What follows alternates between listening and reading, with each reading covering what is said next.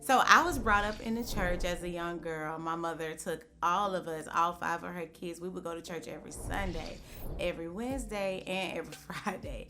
So learning the principles of the Holy Bible and learning the strategies of how to live a life according to Christ was the way I was brought up. But learning that, it didn't always stick. So being so young in that learning, I did have a desire to want to know what it looks like outside of that. And so living my life coming up, of course, I would do things that were not Christ-like. I would do things that would cause me to want to be cool, or do things that cause me to want to figure out things for myself. However, I still had a nature to just go to church. Even when I was a young girl, I would always say, I'm not going to church when I get older. And I'm not making my kids go either, because we went so much. But come to find out, when I became an adult and I was able to go out by myself, I was going to church. And even though I was going to church, I still had this thing where I would live a double life, so to speak. It was until my late leader passed away. And that's when things became real to me. That's when things became, it was like an awakening. He passed away, and for a year, I grieved the fact of him not being on this earth. And so with that, my life began to kind of change. So I would do things like drink. I experienced a lot of drinking to just kind of suppress the way I felt. I would drink to kind of just make myself feel better. I would do things, date guys that was not even for me. I was just doing things trying to fill voids that I'm like, you know what? Maybe this stuff isn't. Maybe I don't have to live like the way that I was brought up, because how could he die? I'm having these questions like, why would God take such a righteous man? So it caused me to have these questions and also these actions of just living, thinking that I can do what I want at this point. But I remember one day I was in my home, and it was in 2013, and I was feeling so empty. I mean, I can't even tell you what I was feeling. I just knew I was feeling something that wasn't right. And that's when I cried out. Listen, I tried to take sleeping pills to suppress the fact that I'm feeling something that is very weird. I had, and the crazy thing about my life was, I had a car that was nice. I had a good paying job. I had my own nice place. I had money. I mean, I was doing fine. But on the inside, I could never really feel filled. I was never really happy for real. I was never really, I just wasn't okay. That was the problem. I was never okay after doing all the things that I thought would make me feel okay. And that's when I surrendered. So all the things that I learned when I was a little girl, I came to grips that, okay, you need to find out this stuff for yourself. So for so long, I realized that I was relying on my leader. I realized that his prayers is what I thought was getting me through. I realized that I felt like his talks was the thing that was encouraging me to get to my next.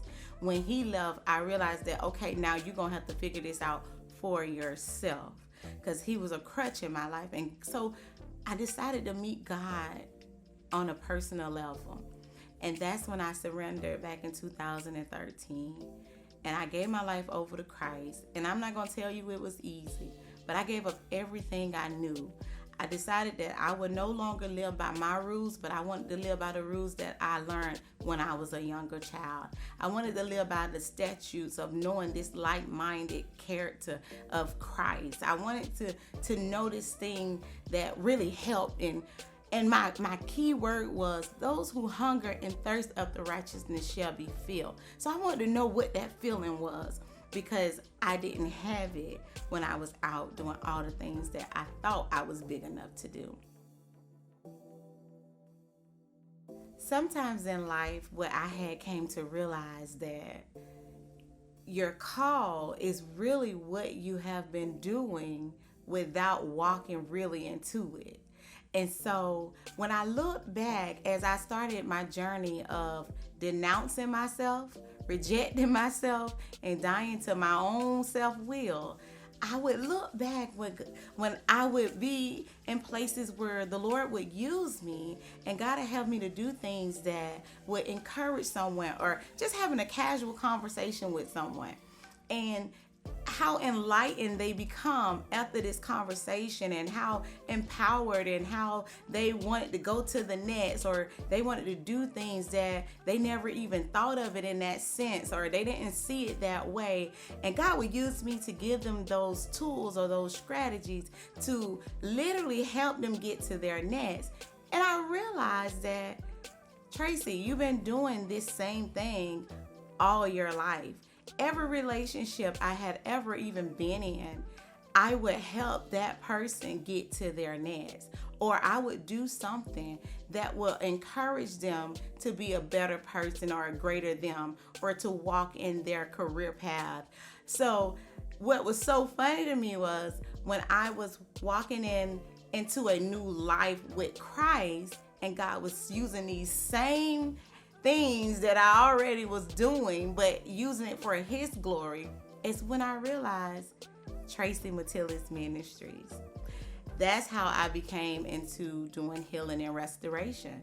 So we started off with healing and restoration with me just encouraging someone, me helping them understand things that has happened in their life that affect their now, and helping them to know how to address those areas to get to a better place, a better understanding of why their life is the way it is, and how we can become better, how we can become greater individuals. And so that's how healing and restoration was. And I believe that to this day, that everything we have tried to achieve, when we left Him out, it always failed. So that's healing and restoration. But as I'm going through my journey, let me say this really quick.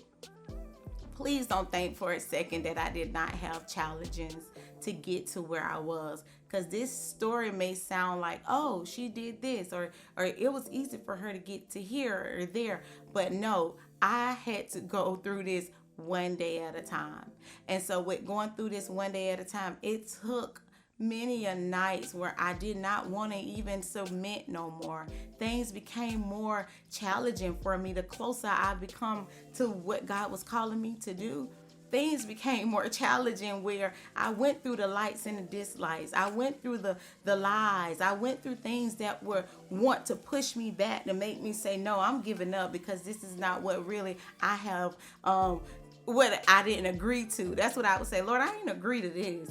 But nevertheless, I hanged on in there. And as I hung in there, God continued to give me ideas. He would show me things. Like, I would literally be able to see things before it happened. And so with Him showing me me helping many women and men, then next thing you know, He said, go start a prayer. So the upper room started. So he showed me lots of people in this room with just worshiping Him, just coming in a place where they can open their hearts, and they didn't have to be phony or fake, or they didn't have to hide behind a wall, but literally they can come into this place and they can open their heart and allow Him to really touch the areas that was causing them so much pain.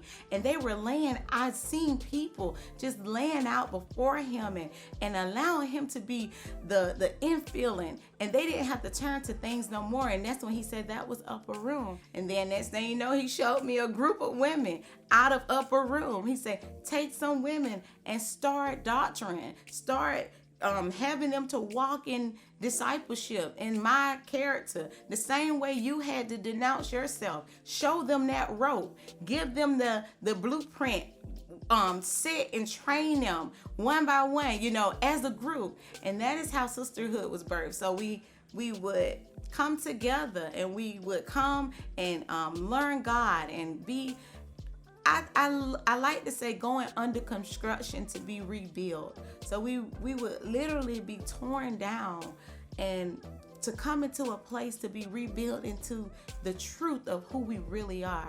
And that's how sisterhood was birthed. And then after that, we have the workshop that was birthed out of these women going and trusting God to change their lives and to do things in them that they didn't even know that he had planned for them. And so I saw some ladies telling a story, and once we saw that God had that for us to do a workshop, and that's how the sisterhood workshop was birthed. So Tracy Metelus Ministries was birthed out of just me being, if I would want to give you something to leave with, it was birthed out of God just giving me the pictures and speaking to me, and me trusting what I was hearing, and me trusting what he was saying without worrying about what the world gonna say, or without me worrying about who's gonna judge me for this, without me people pleasing, but shifting my pleasing over to Christ. And so that's how I became where I am today, with just trusting God and knowing that he has the final say.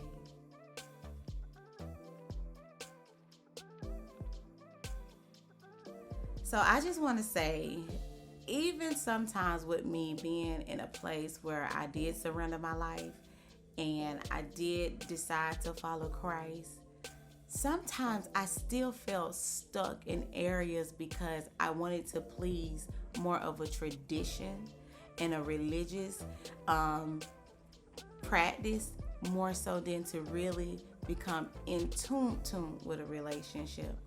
So I do want to say this. I want to encourage you who has been in this place where I have been faithful to the church. I have been faithful to things that I thought was right.